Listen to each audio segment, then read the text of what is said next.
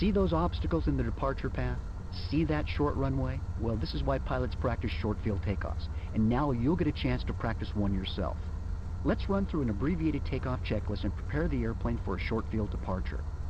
First, let's make sure those brakes are on. Our cowl flaps are open, and the mixture is full rich. I'd say we're ready to go. Let's apply full power with the brakes on. When the power reaches 29 inches of manifold pressure, release the brakes for departure and keep the airplane in the middle of the runway. As soon as we've established a positive rate of climb, let's get that gear up.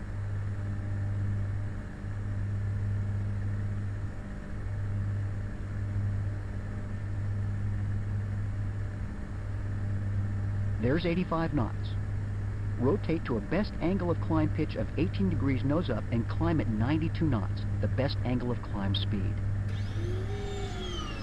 It looks like you're clear of the obstacles. Lower the nose and climb at 105 knots, which is the best rate of climb speed. When you reach 2,000 feet, a good maneuvering altitude, that would be a good time to reduce the manifold pressure to 25 inches and the RPM to 2,500 for a climb. Speed up.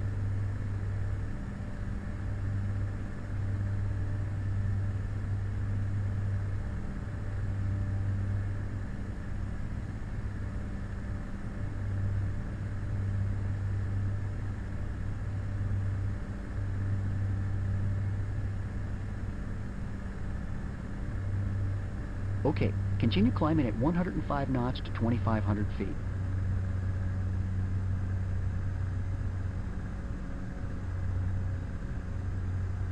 At 2,500 feet, we'll turn crosswind to a heading of 340 degrees.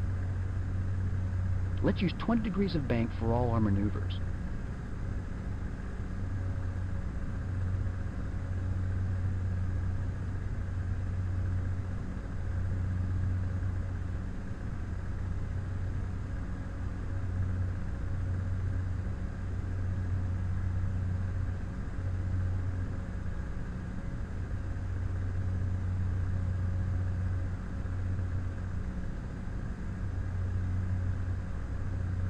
As soon as you lower the nose to level out, reduce your manifold pressure to 19 inches, then turn downwind to a heading of 250 degrees so as to keep yourself close to the runway.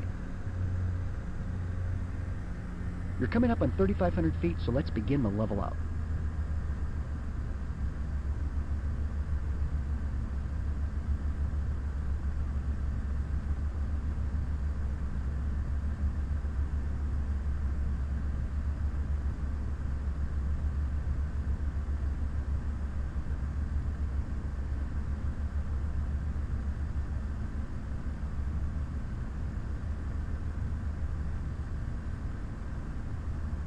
Because we're operating in a hilly environment, let's lower the gear for landing when established on the downwind leg. This will help slow the airplane down and keep you from traveling too far from the airport. While you can see the runway in your GPS, I still want you to look for the runway by pressing the num-lock key and then pressing keypad button 4 or use your joystick's hat switch. If you need to, dip the wing if it will help you see the runway.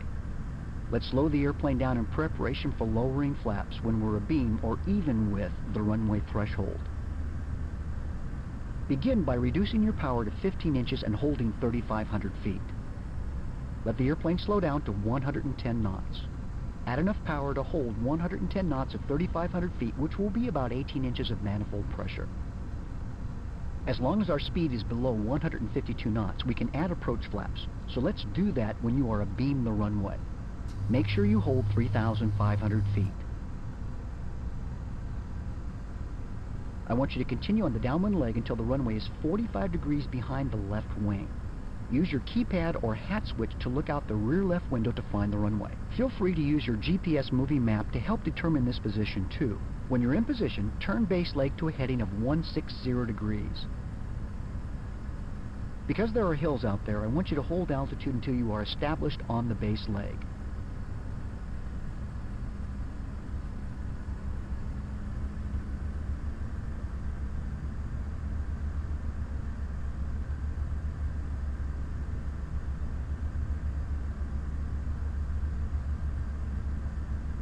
Speed up. Okay, reduce your power to idle, add full flaps, and begin a descent at 110 knots. At this point, the science of flying becomes more of an art. I want you to check for the runway using your keypad, hat switch, or moving map. You'll need to align yourself with runway 7. Speed up. When you turn onto final, I want you to use an approach speed of 97 knots. Now is a good time to run through that GUMP checklist. Let's start our turn to final now.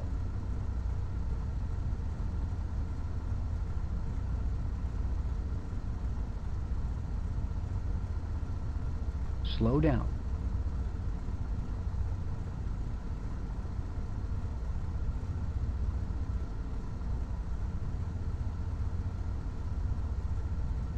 At this point, you should begin slowing the airplane down to 97 knots and trim for a stabilized descent.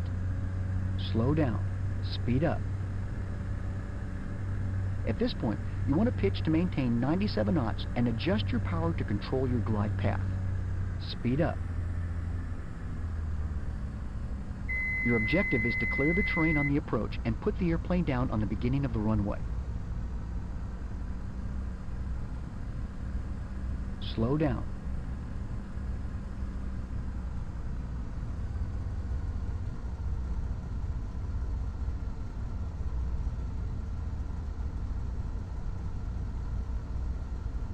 Speed up.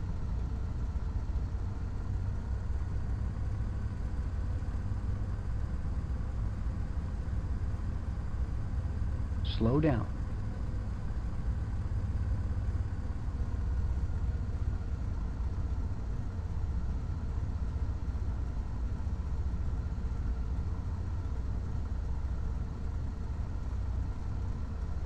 Speed up.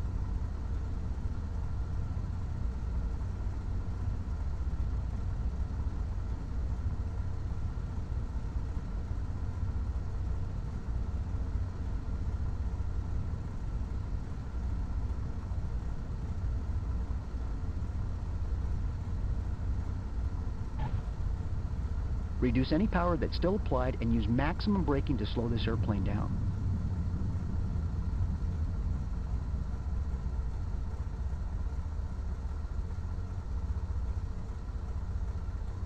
Congratulations.